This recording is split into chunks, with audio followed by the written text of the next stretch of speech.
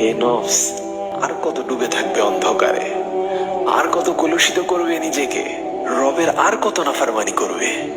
তোমার কি এখনো তৃপ্তি মিটেনি? কবে হুঁশ ফিরবে তোমার?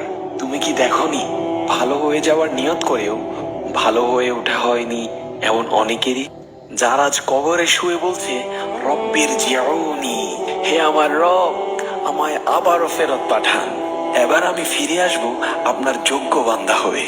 হে আমার ভাই, নিকশ কালো অন্ধকার কবরের এই মাটি চাপা হাজারি কি তুমি শুনতে পাও? সাহাবায়ে কেরাম কবরের পাশ দিয়ে যাওয়া তো দূরের কথা, কবরের কথা শুনলেও কান্নায় বুক ভাসিয়ে দিতেন। তাহলে তুমি কি করে থাকবে সেখানে? ভেবে দেখেছ? চারদিকে শুধু অন্যের হেদায়েতের গল্পই শুনলে, নিজের হেদায়েতের গল্প রচনা করছো কবে? তবে আজই নফসের গোলামি ছেড়ে ফিরে আসা হোক রবের নিরে। তোমার একটি সাহসী পদক্ষেপই পারে তোমার জীবনকে অসাধারণ সৌন্দর্যে মণ্ডিত করতে।